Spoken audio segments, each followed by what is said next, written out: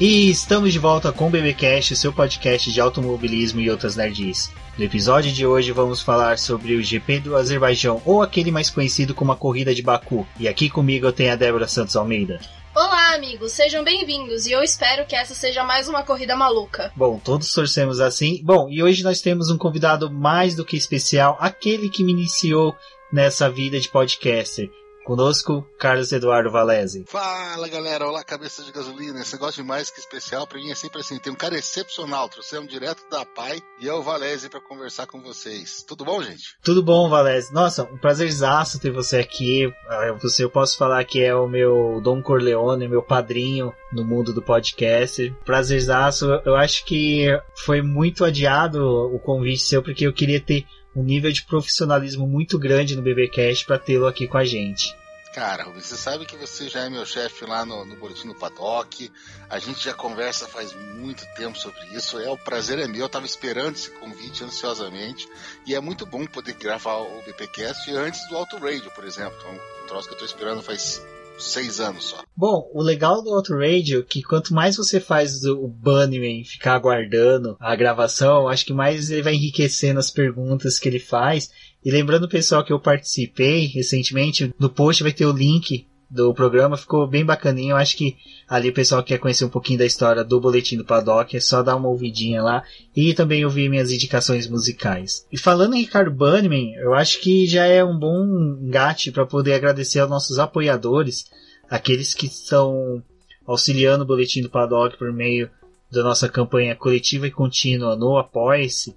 E eu falo porque do Ricardo Bunnyman, porque ele encabeça os nossos apoiadores, que é o Ricardo Bunnyman, a Maia Barbosa, Eliezer Teixeira, Luiz Félix, Arthur Felipe, Thiago Bullet, Rafael Celone, Will Mesquita, Anthony Santos, Rogério Froner, Helena Lisboa e Cássio Machado. Bom, vou agradecer novamente aos nossos apoiadores, porque é por conta deles que a gente está tendo como manter este programa e também trazer os nossos novos projetos. Então não deixem de apoiar a nossa campanha de financiamento contínuo e coletivo. Então é isso, pessoal. Antes de darmos entrada aos comentários, a conversa sobre o GP do Azerbaijão, eu vou deixar vocês com um recadinho da Cíntia Venâncio, nossa colunista especializada em Fórmula E, que ela vai trazer para vocês um curto preview sobre o E-Prix de Paris. Olá, ouvintes do BPcast, aqui é a Cíntia Venâncio, sua colunista sobre Fórmula E e outras categorias. Sábado agora é o E-Prix de Paris, tá todo mundo preparado? Então, o que eu vou destacar aqui pra vocês? Em primeiro lugar, é a imprevisibilidade dessa temporada. A 5ª temporada da Fórmula E tá indo pra 8ª etapa e até agora, nas 7 primeiras corridas do ano, a gente teve 7 vencedores diferentes de 7 equipes diferentes. Foram 7 pole positions diferentes de 7 nacionalidades diferentes. Gente, tá tudo muito louco. A Fórmula E não tá deixando a gente pensar direito. Eu aposto alguma coisa pra próxima etapa? De jeito nenhum. Não sei vocês. Eu só espero mais uma corrida caótica e muito divertida como tem sido todas até agora. O que a gente pode esperar? Talvez um safety car, talvez uma bandeira vermelha. Algo bem temperado como tem sido nas primeiras etapas. Como a gente não pode apostar muito, porque não tá dando, vamos lembrar como foi ano passado. Na 4ª temporada, em 2018, quem venceu o E-Prix da França lá em Paris foi o Jean-Eric Vergne. Ele que é francês, né? Então venceu em casa. Foi quando ele começou a despontar aí na luta pelo campeonato com o Sam Burge. Foi uma ótima corrida, ele conseguiu a pole position e a vitória. O segundo lugar ficou com o Lucas de Grassi e o terceiro ficou com o Sam Burge, que vinha em quarto, mas ele conseguiu o terceiro lugar na última curva, porque ele se envolveu num acidente com o André Lotterer. O Lotterer que é companheiro de equipe do Jean-Eric Vergne. O Lotterer ficou lento na pista, o Burge não conseguiu desviar e aí eles bateram. O Sam Burge conseguiu o terceiro lugar, mesmo com boa parte do carro danificado. Ele ainda conseguiu cruzar a linha de chegada em terceiro. O Lucas, na ocasião, ele conseguiu o terceiro pódio seguido dos 7 que ele chegou a conquistar no ano passado, numa recuperação incrível na segunda metade do campeonato. E agora para 2019, como eu falei, o que a gente pode esperar, o que eu espero realmente que aconteça é uma corrida bem movimentada e bem divertida. Falando em Lucas de Grassi, ele vem todo confiante com a Audi, né? Ele espera que a Audi também comece a sua recuperação aqui na segunda metade do campeonato. O Felipe Massa, que vem pela Venturi, ele conseguiu alguns pontos, ainda não conseguiu vitória nem pódio, mas como tem qualquer coisa pode acontecer nessa temporada, pode ser que o Felipe consiga descolar um pódio aí também. E esses são os 2 únicos brasileiros que vão representar a gente lá na Fórmula E, porque o Nelsinho Piquet, ele não tá mais na Jaguar, né, desde o E-Prix passado em Roma, e o Felipe Nasser também não vai voltar com a Dragon. A equipe preferiu manter o Max Günther, até porque houve um conflito de agenda do Felipe Nasser, ele que também corre na IMSA, nos Estados Unidos. Então, por causa da divergência de agendas, o brasileiro Felipe Nasser não vai poder participar dessa etapa da Fórmula E também. E tem também por causa dos resultados ruins, né, que o Felipe teve nas 3 ocasiões que ele disputou pela Dragon. Das 3 corridas foi um 19º lugar e 2 abandonos. Então esses resultados não são muito empolgantes para a equipe. De qualquer forma, a gente está aqui na torcida esperando que ele volte pra gente ter mais opções de brasileiros lá. E, em todo caso, vamos sempre torcer pelos outros pilotos e por uma boa corrida também, tá? Então, se você quiser deixar aí algum palpite de quem será que vai ganhar, se a gente vai ter mais um vencedor diferente, né? Vai ter o 8º vencedor diferente, se vai ter alguém que vai conseguir ganhar pela segunda vez esse ano, ou sei lá, o que mais vai acontecer, quantos carros vão terminar a prova, não sei, pode acontecer qualquer coisa, certo? Então é isso, gente, esse foi o nosso esquenta aí pro E-Prix de Paris, e qualquer coisa vocês comentem lá com a gente no dia da corrida, sábado, 10 horas da manhã, pelo Fox 2, vai lá no Twitter, comenta com a gente, e depois da corrida volta aqui pra comentar com a gente de novo, tá bom? É isso, beijo pra todo mundo. Tchau. Bom, Valese, eu acho que quando anunciaram o GP do Azerbaijão, né, a primeira coisa que a gente foi fazer na vida foi procurar no Google o que é Azerbaijão, né? E a mesma coisa foi aguentar os inúmeros memes de Baku sobre voodoo que o pessoal bombou nos primeiros anos e a descrença que o pessoal tinha quanto a esse GP. Mas hoje podemos dizer que ele é tão aguardado quanto alguns GPs, somente não é tão aguardado quanto o GP do Brasil. Exatamente, porque quando o Bernie falou que ia colocar uma prova no lugar do GP da Coreia de 2015, que ia ser no Azerbaijão, a primeira coisa foi procurar um mapa mundi, né? Onde é que fica esse lugar? Ainda mais GP de Baku. A quantidade de memes e trocadilhos do Carilho foram inimagináveis, ainda são feitos. O GP era para acontecer em 2015, acabou que não deu certo. Foi o Tio que até que bolou, ele não fez a pista porque não é uma pista, é um circuito de rua, mas ele bolou o traçado. Em 2016 ele aconteceu e, pasmem, como o GP da Europa, né? Para mim, em meus parcos conhecimentos de geografia, aquele negócio já é Ásia, mas fica só a questão de colocar um GP a mais. Foi muito legal. Foi uma corrida, apesar de dominada pelo Rosberg, a gente vai acabar falando sobre isso depois, mas foi um GP que mostrou ser muito legal, num lugar lindo, maravilhoso. Eu não sei vocês, mas desde a primeira vez que eu vi as imagens do Azerbaijão, as imagens de Baku, eu fiquei apaixonado, morrendo de vontade de conhecer aquele lugar. E depois ele passou a ser o GP do Azerbaijão mesmo, em 17 e 18, então a gente tem aí 3 corridas, essa vai ser a 4ª corrida lá, mas já podemos dizer que é um clássico do campeonato, né? O legal do GP do Azerbaijão em Baku é que esse contraste que nós temos, né, como você falou, que paisagem bonita, daqueles castelos, daquela região ali que remete a um cenário meio medieval, principalmente aquela entrada que é da ruinha, que é do lado do castelo do Rei Copa do Super Mario, mas esse contraste ficou bem bacana, como você falou, o Tio que foi chamado, né, para poder elaborar o traçado, e tem uma coisinha que é legal sobre o traçado, que ele quase não foi aprovado, porque ele não atingia em determinados pontos de pista as exigências mínimas que a FIA tem para traçado de rua, que é um espaçamento ali para poder ter mais de um carro até mesmo realizando ultrapassagem sem ter risco de contato. Esse trecho mesmo que eu menciono do castelo, ele é um que eu acho que o pessoal deve ter brigado bastante para poder inserir ele, e quando eu falo pessoal brigar para poder inserir ele, ou seja, aprovar esse trecho, nós estamos falando do Fábio Briatore, né, que foi ele que junto com o governo do Azerbaijão e o Bernie Ecclestone negociaram a ida desse GP pro calendário. Então você vê o Fábio Briatore, mesmo sendo excluído, uma persona não grata na Fórmula 1, ele ainda continua com a sua mãozinha lá, movendo peças dentro da Fórmula 1. Isso de vocês falarem do traçado é porque é interessante que foi o Hermann Tilke que desenhou, e esse traçado de Baku ele tem várias características de outras provas que a gente já conhece, né? Que é Mônaco, tem algumas coisas de Singapura, também foi baseado, né, no circuito de Abu Dhabi um pouco, então é bem interessante isso. O mais legal é que Baku é o segundo circuito mais longo do campeonato, né? Ele tem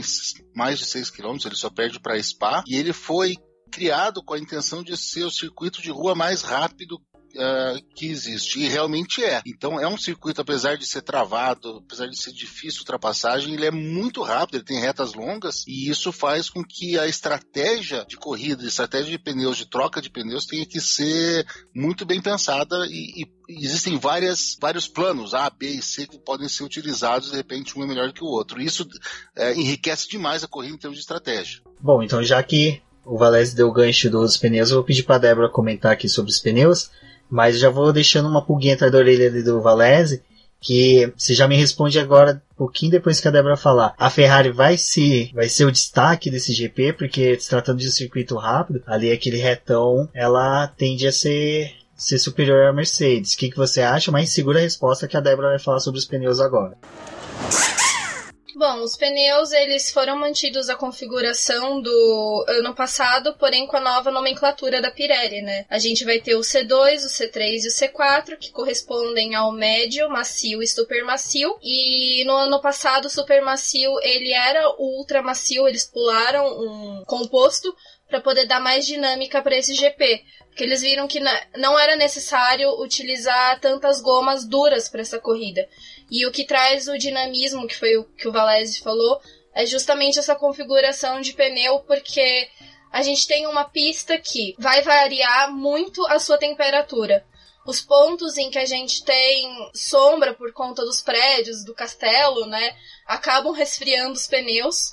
As retas que são longas também acabam deixando a goma acaba resfriando, e isso acaba prejudicando o desempenho dos carros, né? Porque a gente tem uma grande variação disso dentro da pista. Da Ferrari, né? Vocês estavam aí comentando, eles estão com uma dúvida do que vai rolar com relação aos pneus. Eles vão trazer uma atualização grande agora para o Baku. Foi uma coisa que já estava sendo implementada na China, mas agora vai vir a mudança mesmo no carro. E eles estão com medo de que, por conta do carro estar um pouco mais potente, esses pneus acabem se desgastando. Porque era uma coisa que a gente não via muito com a Ferrari no ano passado. Eles conseguiam lidar muito bem com os pneus, mas agora eles já estão enfrentando mais dificuldade. Concordo, Débora.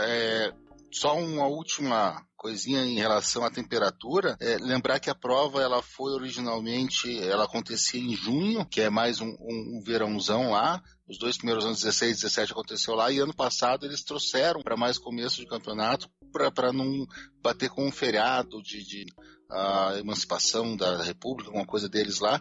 Então isso deixou ainda o clima um pouquinho mais friozinho do que era. Então realmente a questão da temperatura de pneus é sempre, e pneus já foram protagonistas dessa prova. E Rubens, as longas retas, um circuito rápido, eu não só acho que a Ferrari vai se dar bem, como eu já vou apostar aqui, já jogo aqui, vitória do Leclerc nessa prova. Aposta boa. 2017 ele correu muito bem lá e foi um bom resultado para ele, e existe essa expectativa de que ele tenha um melhor resultado ainda em Baku. E ano passado o Leclerc foi acho que foram os primeiros pontos dele, foram em Baku, se eu não me engano, né? Então ele pode dizer que conhece a pista, estando mais acostumado com o carro, tá aí a minha aposta já jogada de antemão para ninguém pegar o meu piloto preferido. Não, a Leclerc eu acredito, porque esse menino vem com sangue nos olhos. Eu acho que depois do que aconteceu, tanto no Bahrein como na China, né, a questão da ordem de equipe e tal, eu acredito que ele venha com disposição. Mas assim, eu acho que internamente a Ferrari deve buscar, assim, elevar a questão do Vettel dentro da equipe por N motivos que em números eu concordo, então eu acho muito bacana, mas esse desempenho da Ferrari, né, Valese, é muito bom e é bem esperado, eu acho que por todos, né? A gente tem especificação nova de motor, tanto da Ferrari quanto da Renault. Então, a gente espera aí melhorias nos dois... da Renault, não, desculpe, tanto da Ferrari quanto da Honda, fundindo aqui os motores da McLaren. Perdão. Mas a gente espera melhorias aí nos dois motores, e eu acho que para essa corrida, para eles terem adiantado essa versão nova, vamos dizer assim, é porque eles estão botando muita esperança nessa prova aí e como ela vai ser disputada. Eu acredito que a Mercedes ainda é uma força a ser batida, principalmente o ano inteiro, mas o Azerbaijão não deixa de ser diferente, mas eu acho que ela vai ter bem mais dificuldade. E ficar de olho na Red Bull também, porque se a Honda fizer uma unidade de potência melhorzinha, eles têm gente boa lá. O Verstappen, apesar da lambança do ano passado, que nós vamos conversar depois, ele sabe correr muito bem lá e ele conhece os atalhos, os caminhos de ultrapassagem. Tem tudo para ser uma prova muito aberta. Eu espero uma prova muito melhor do que o GP da China, por exemplo. Você citou a Honda, né? A Honda, como você falou, citou agora o GP da China, o Verstappen ele ficou numa posição cômoda ali no GP da China, que foi aquela posição em que quem estava atrás não ameaçava, que ele não precisava ameaçar quem estava na frente. Em Baku tem uma característica que eu acho que que é a entrada do safety car, então isso pode trazer um diferencial, até mesmo para um carro igual ao da Red Bull, que vai render em reta muito mais do que por aerodinâmica e braço do Verstappen, que é algo que eu citei nos episódios passados, que o desempenho da Red Bull hoje não é o método 100% do motor Honda. E recentemente o próprio Christian Horner falou que o chassi encontra com alguns pequenos erros de desenvolvimento deles. Então é muito mais braço do Verstappen, né, do que realmente o desempenho do conjunto motor e carro. Bom, antes da gente relembrar a corrida do ano passado para os nossos ouvintes, eu vou deixar vocês com um recado, uma previsão da Rafaela, e vocês já em seguida já vão conversar com a gente sobre a corrida do ano passado. Olá, ouvintes do Boletim Paddock, eu sou a Rafaela, sou de notícias garota da F1. Eu fui convidada pelo pessoal aqui para comentar um pouquinho com vocês o que eu estou aguardando para esse final de semana no Azerbaijão. Eu espero realmente que o Grande Prêmio de Baku seja, talvez nesse ano, a primeira corrida realmente emocionante que a gente tenha no calendário, porque tá vindo há 2 semanas toda essa expectativa. Nos últimos anos sempre trouxe algo diferente, uma emoçãozinha a mais. Ano passado, que foi incrível, aquela corrida que caiu no colo do Hamilton, depois do erro do Vettel, depois do pneu que estourou do Bottas. É difícil fazer uma previsão, porque o Azerbaijão é exatamente uma corrida assim, que não, as apostas ficam mais, quem pode ser, né? Quem que vai fazer a pole, quem que vai ganhar a corrida. Eu acredito que a pole possa vir mesmo pro Hamilton. A Mercedes está muito forte, a Ferrari não está dando cara de que vai ameaçar. Então eu acho que o Hamilton continua sendo o homem mais forte para fazer a volta mais rápida no sábado. Porém, durante a corrida é muito difícil apostar em alguma coisa. Se continuar, né, isso de mantendo, quem tá com o melhor equipamento, quem tá no melhor momento, a Mercedes vai levar de novo. Mas o circuito tende a surpreender. Então eu não vou pôr minha mão no fogo apostando em algum piloto ou em alguma equipe. Tô torcendo mesmo para que seja uma coisa diferente, que traga algo novo, que esse campeonato tá precisando, né? E a RBR e a Toro Rosso vão vir aí com uma atualização no sistema. A Honda já conversou sobre, talvez eles estejam bem fortes. Vamos ver como vai ser o Max Verstappen, quem sabe uma vitória aí, já que ele tá se mantendo ali mesmo no campeonato. Então, a minha torcida vai para que seja uma boa corrida, mas não aposto em ninguém para ganhar em Baku esse final de semana. Eu com certeza estarei comentando sobre a corrida no domingo nas minhas redes sociais. Vocês podem me acompanhar tanto no Twitter quanto no Facebook ou no Instagram, é Garota da F1, ou pelo site garotadaf1.com.br. Eu queria agradecer aí o convite da Débora, do Rubens e do Valese, que me deram esse espacinho para poder comentar um pouquinho sobre essa corrida que eu acho uma das melhores do calendário atual da Fórmula 1. Espero poder estar com vocês em outros momentos. Valeu, gente!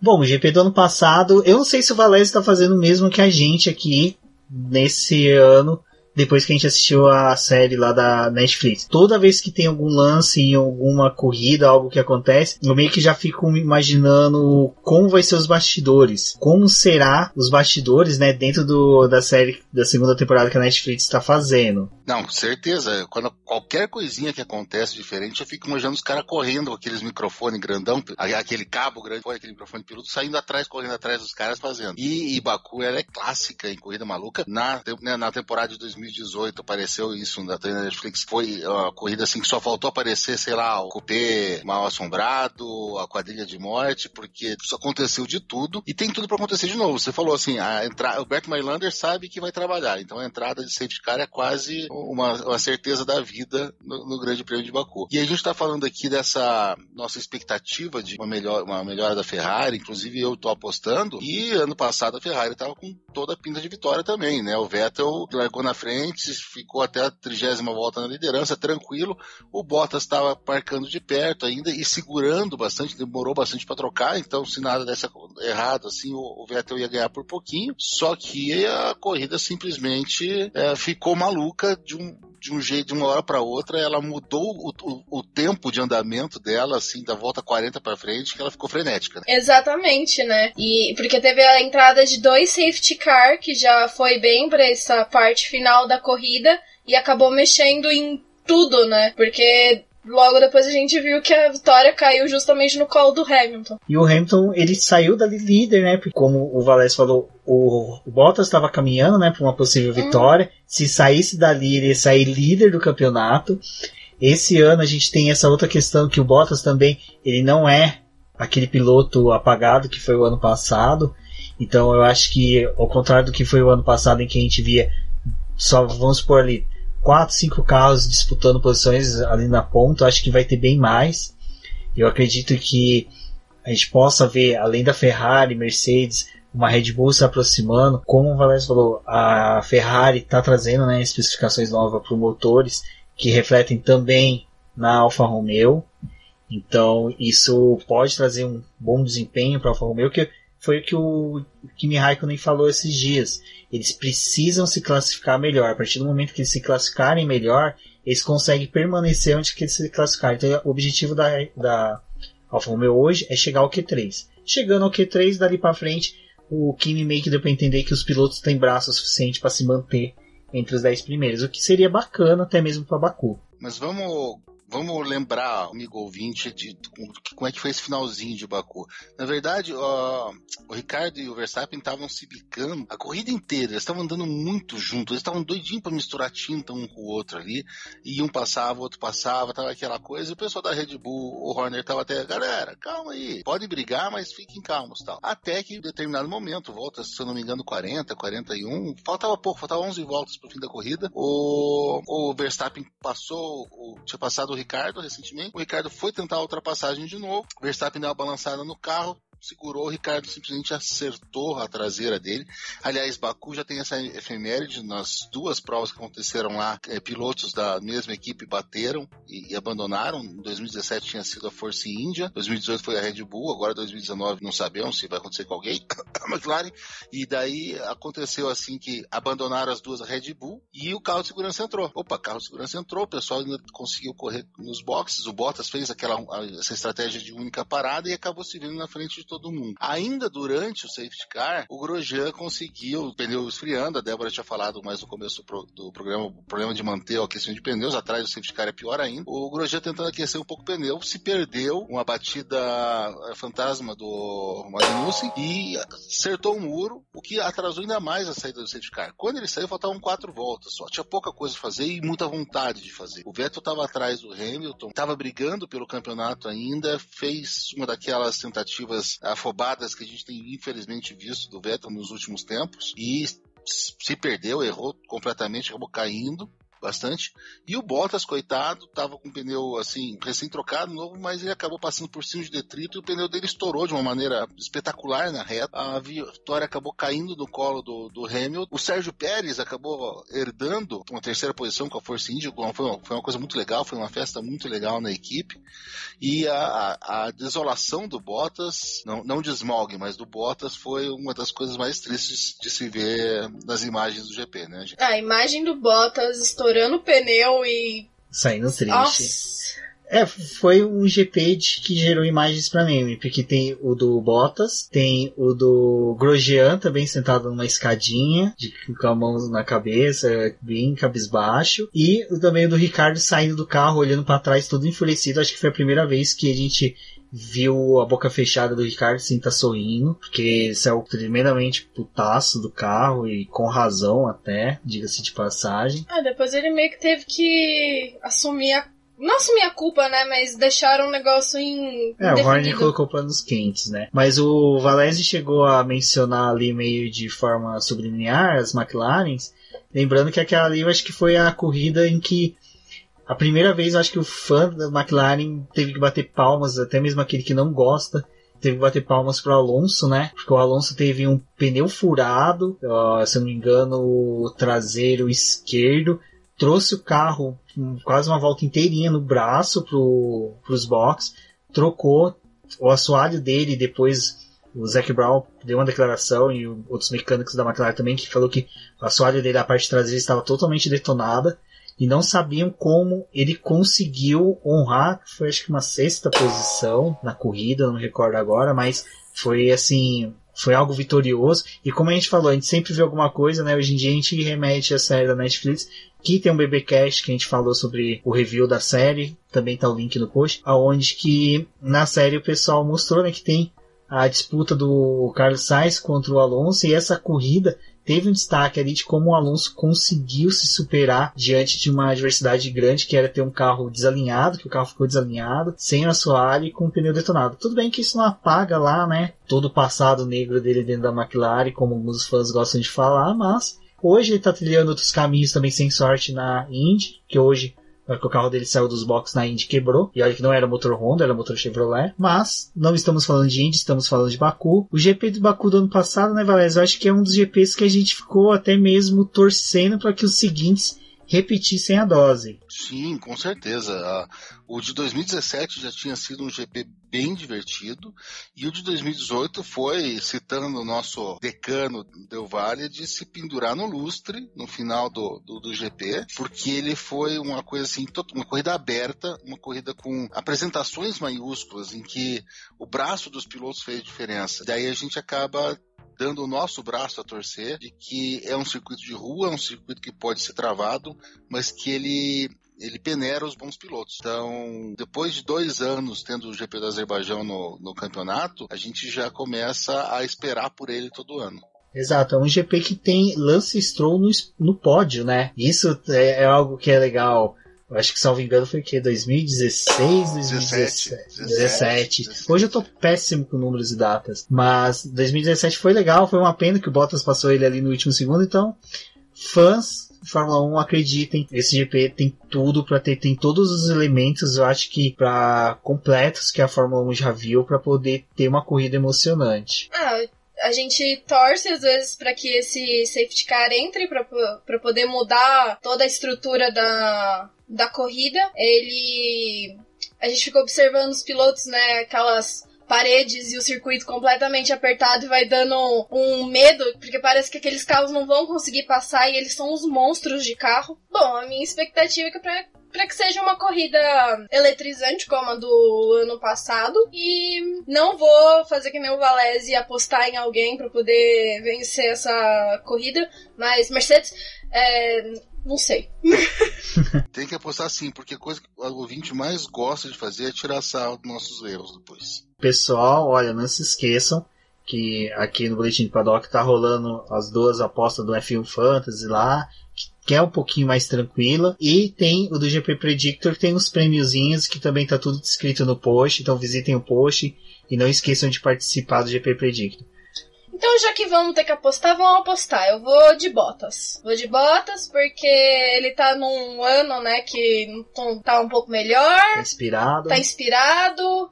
Talvez ele pode vencer e meter um negócio assim, tipo, essa vitória é pra quem interessar. Então, vou de Bottas. Será que esse vai ser o ano dos desafiantes serem os segundos pilotos? Porque, né, temos o Leclerc também, que é a aposta do Valese. Então a gente tá tendo aqui uma previsão aí de que os segundos pilotos vão se destacar mais do que os primeiros. Eu acho que eu sou o único conservador daqui que tá calculando o Vettel. Eu acho que conta todas as expectativas. Achei que você ia votar no Gasly. Cara, Gasly, apesar que o Gasly, o que ele fez na última corrida foi sensacional. Eu acho que foi até bom você ter levantado essa bola. Vou dar um corte bem bacaninha nela, que é o seguinte: o Gasly, ele reclamou de adaptação ao carro, que ele estava buscando, algumas pessoas apedrejaram eles. Eu vi alguns artigos fora, pessoal criticando ele, falando onde já se viu um piloto sofrer com a adaptação. Mas eu concordo que quando o piloto está tentando se adaptar, quando o piloto chega no carro e ele é ruim com o carro, ele perde no nível do Gasly, perde um décimo e meio. O cara, quando está buscando adaptação, ele está perdendo mais de um segundo. Então o Gasly, quando ele atingir, eu acho que ele é um possível aí conflitante ali de dentro da equipe com o Verstappen. Então eu acho que o segundo semestre do Gasly vai ser um segundo semestre dele disputando posições até mesmo diretamente com o Verstappen. Mas eu não aposto nele nem no pódio. Eu acho que ele deve ficar em um dos muros de Baku. Posso fazer mais uma aposta? Pode. Agora eu vou fazer uma aposta de Alfa Romeo. Vou apostar que essa corrida vai ser os primeiros pontos do Giovinazzi na Fórmula 1, até porque ele tem vitória em Baku em 2016. Boa. Quando ele estava disputando com o Gasly o título. Eu gostei de um meme que fizeram, não sei se o Valese viu. O ano passado o Russell ganhou a Fórmula 2, né? Aí o pessoal falou, bom, pra ele não vai mudar nada, né?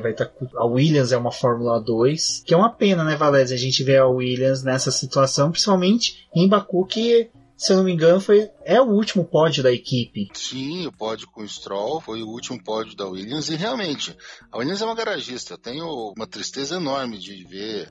Recentemente o Cazorla fez a biografia do Frank Williams no 365 dias. É triste uma equipe com essa história, uma equipe que já deu tantos títulos, inclusive para pilotos brasileiros, tá, não digo terminando, mas definhando desse jeito. Infelizmente, eu não vejo a curto prazo uma saída para talvez 2021, com as novas regras, eles consigam dar uma respirada, mas isso é mais esperança do que qualquer outra coisa. O Valério, você comentou essa questão de uma possível salvação da Williams. Esses dias foi aventada a possibilidade de existir um novo Stroll, papai Stroll para Williams, que é o pai, né, do piloto Nikita, que é o Dimitris Mazepin. Ele possivelmente vai ser um novo investidor semelhante ao que o Stroll, o pai, né, do Lance Stroll, exato, ele foi para Williams. Então a possibilidade de entrada desse dinheiro russo, né, dentro da Williams. Bom, seria uma salvação, mas eu acho que assim seria aquela salvação bem parecida do que foi a passagem da família Stroll pela Williams, né? Vai só manter pagamentos, salários, investimentos em dia ali para sustento da equipe, mas como você falou, acho que só após 2021 pra gente ver aquela velha Williams da década de 90 ou dos anos 2000 de volta ao grid. Esse Nikita, para quem não conhece, ele tá na Fórmula 2 atualmente, na equipe Art, que é a antiga equipe que estava o Russell correndo no ano passado, que, como eu disse, tem vitória em Baku. Bom, amigos, apostas feitas, expectativas repassadas ao público. Eu acho que, como foi dito, o GP do Baku tem todos os elementos, tem tudo para ser uma grande corrida. Eu vou pedir para o Valese agora deixar todas as suas referências. Para quem não conhece, primeiro, que se alguém está ouvindo esse podcast e não conhece o Valese, pause agora, procure o nome dele no Google, que provavelmente você vai achar os melhores podcasts de automobilismo com ele e excelentes textos no Boletim do Paddock e no podcast F1 Brasil sobre.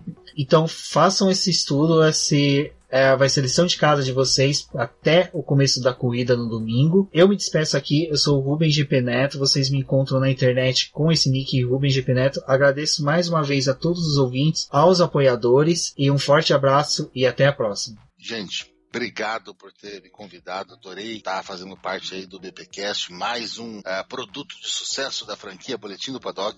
E eu tô no Boletim do Paddock também, a gente está terminando o segundo ano da série 365 dias, contando com essa pretensão de contar a história da Fórmula 1, mas contando histórias muito legais que aconteceram. Tô no Twitter, no @cevalese, sempre falando muito sobre coisas nerds, livros, Game of Thrones, Vingadores e Fórmula 1 sempre. Então esse final de semana fica especial, o Twitter é minha rede preferida para isso. No podcast F1 Brasil, Del Valle já há bastante tempo aí desbravando, né, no tempo que essa internet era tudo mato, e também uma outra aparição esporádica em podcasts por aí, mas o mais importante é que eu tô junto com a galera e tão falando de Fórmula 1 e seguindo esse esporte que a gente adora. Valeu, gente, até a próxima. Obrigada, Valese, por participar do nosso programa. Fica aí o convite para você retornar aqui mais algumas vezes. Bom, obrigada, apoiadores. Obrigada a todo mundo que escutou esse programa até aqui.